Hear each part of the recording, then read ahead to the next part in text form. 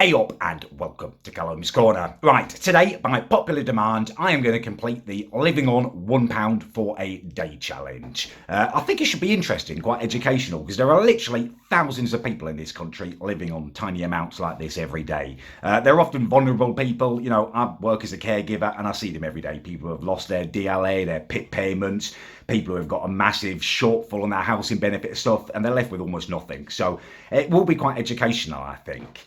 All right, I've set some ground rules because I want to be as respectful as possible and really make this as realistic as possible. Because like I say, there are people doing this every day. So the ground rules are that I've got £1 and I've got to survive for 24 hours. I'm not going to allow myself to use anything that's already in my house in terms of the food cupboards. It's really tempting to, use flour and stuff and make my own bread, but I'm guessing the people who are living on this tiny amount probably haven't got well-stocked cupboards, so I'm not going to allow myself to do that. The only thing that I can use that's in my house is water from the tap and condiments, so salt, pepper, sugar and butter. I'm going to allow myself and just assume that people might have those in.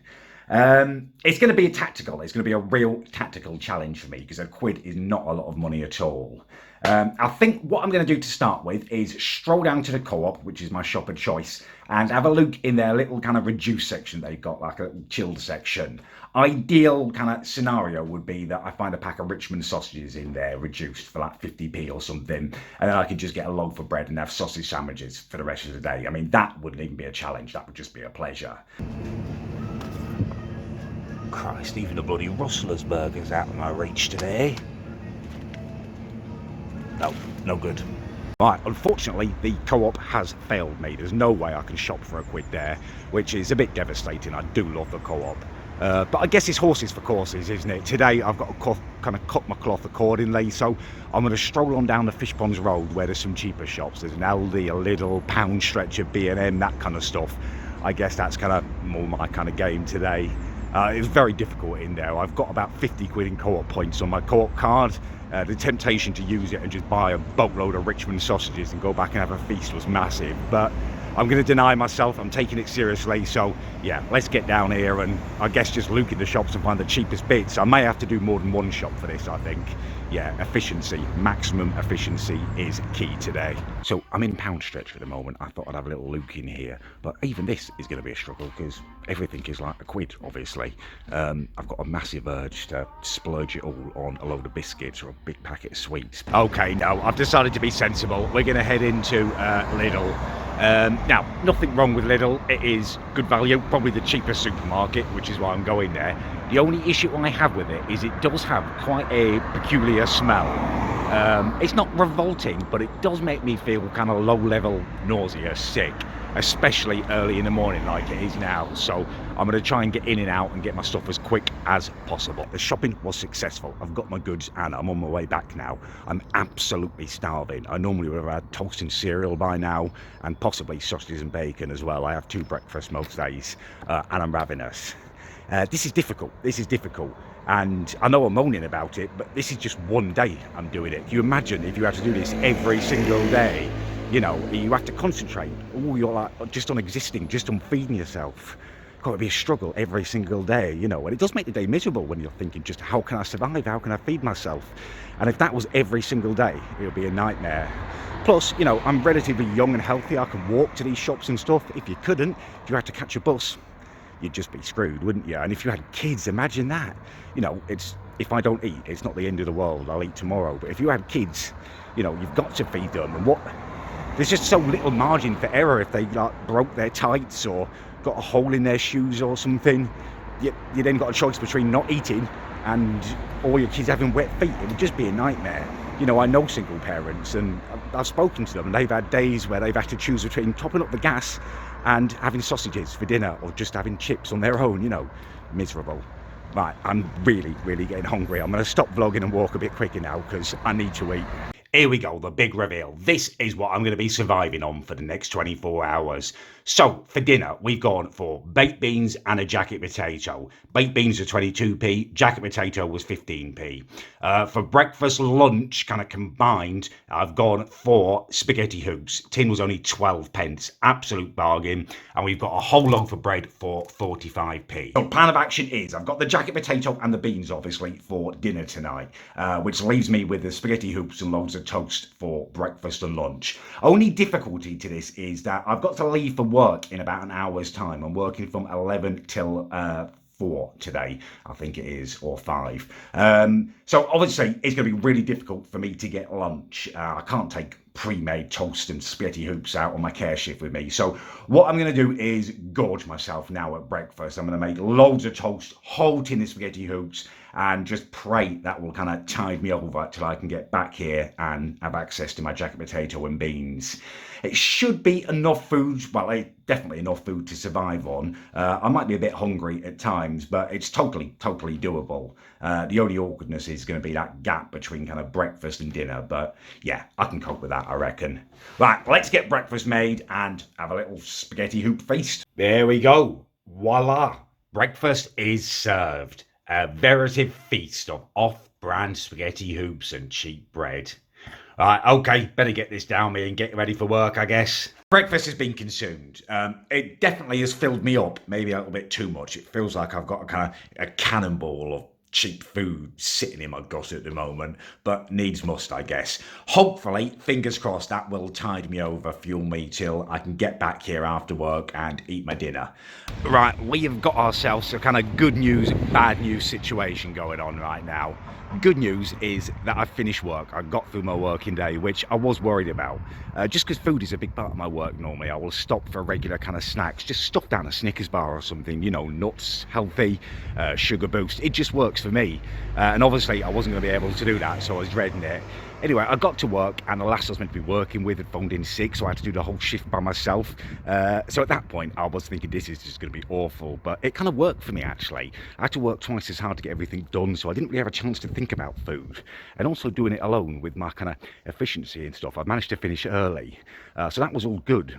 Bad news is that I'm almost home and I get a phone call from a girlfriend. Now, I've picked it up willy-bloody-nilly without even knowing what it was about, which is always a schoolboy error. And she's managed to pin me down and get me to go over because she's really not in a good kind of mood.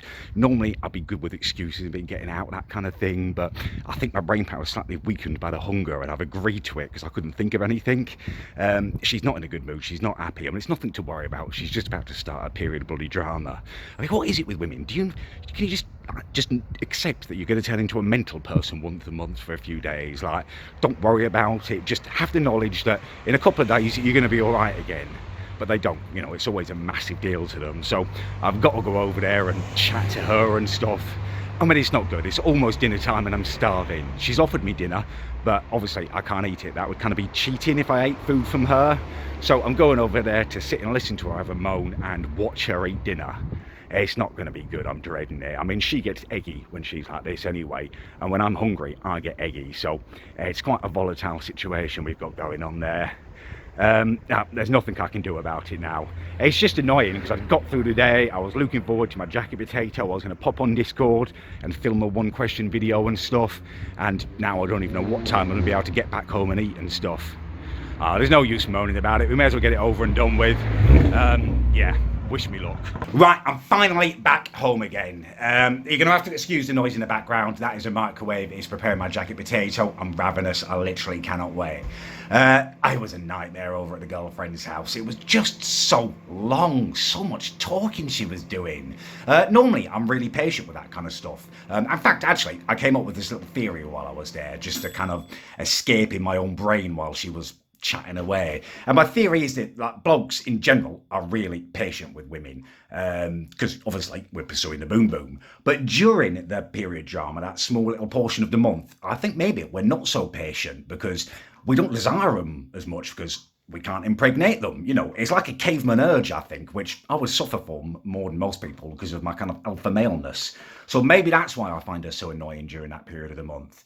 Or maybe she's just really annoying. I mean, who knows? Anyway, the microwave has pinged. That is good news. I kind of feel like I cheated a tiny bit while I was there. Actually, confession time, be honest. I mean, she was talking so much, and she offered me a cup of tea and she offered me a biscuit. And I was like, well, I can have a biscuit, can't I? You know, that's a normal thing. People offer you biscuits. That's not cheating on it. 17 digestives later, and I feel like I did cheat a bit, to be honest with you. One biscuit, two biscuits would have been okay, but 17 of them, I was just dunk, eat, just trying to fill that hole and distract me from my massive boredom. Okay, well, we're home now. Normally, I would now whack this jacket potato in the oven and crisp it up a bit because I'm not an animal, but my sheer hunger dictates that there's no time for that. I'm going to stick the beans in the microwave, serve it up. I'll give you a little picture of it and we'll wrap it all up once I've finished. There is the jacket potato. You'll notice that I put a shed load of butter on there. That's because it's a microwave jacket potato with no oven crisping. It's not going to be the tastiest thing. So what I'm hoping is that enough butter combined with the beans will make it tasty. I'm going to pour the beans on and make a kind of beany, buttery kind of juice. Stuck it in a pasta bowl because I thought it would be better because I'm going to have loads of beans. God, it doesn't look appetising, does it? Let's be honest. Oh, who cares? I'm absolutely starving. And there we go. Apologies, I was going to chat to you a little bit whilst eating, but I was just scoffing. I've literally not left a single solitary bean. That's how hungry I was. I mean, it wasn't lovely. I wish that I'd taken the time to cook it properly in the oven and stuff, but I was hungry enough that I just wolfed it down. And I guess that's kind of bringing us to the end of the challenge now. It's nearly 11 o'clock, so I think I'm probably just going to head to bed. Normally, I would stay up much later than this and be snacking, you know, salted peanuts, crisps, toast, that kind of stuff. But obviously, that's not an avenue open to me tonight. So I'm just going to go up, go to sleep, and hope that the morning comes quick so I can eat properly again. In terms of the challenge overall, it wasn't enjoyable, but it wasn't terrible. I managed to get through it relatively easily. The worst thing was kind of the morning when I was thinking, what am I going to eat? I've only got a quid and stuff. The fear that I wouldn't be able to afford anything was probably the worst bit of all. But it was just for one day, so it's kind of easily enough done. I don't want to complain about it too much because there are people doing it, as I say, like every day of their lives. You know, if you're doing that kind of thing and you've got kids to look after or you're ill or something or a vulnerable person, you know, just living with that pressure every single day of how you're going to provide for yourself and your family and stuff, like, you're a hero, actually, in my eyes, because that just must be such a massive thing kind of weighing on your mind all the time, like just a constant struggle, a constant grind. So if that is your life, like, you are a hero. You're doing amazingly. Just keep going and hopefully things will turn around for you soon. Yeah, it's done. It's done. It was one day. It's not too bad for a day. I can't complain about it too much, but I certainly wouldn't want to live like that. It would be a massive, massive challenge. Now, I mentioned earlier, before I say goodbye, just want to say this. I mentioned earlier about this Discord video that I want to do, this one question thing that I'm just nicking off KSI, basically. Now, I wanted to do it tonight, but it's obviously way too late now. So I'm going to set the date as Saturday. We're going to do it Saturday evening. I will leave down in the description an invite to my Discord. So if you want to ask me a question and be in the video, get yourself joined and be over there Saturday evening. I'll also tweet out an invite and details about it on the Saturday so you know what time it will be. Yeah, I think that's about it. Now, if you did enjoy the video, please do leave a like just to let me know it was all right. If you didn't, please do leave a dislike just to let me know it was a bag of arse. And yeah, just thanks for watching.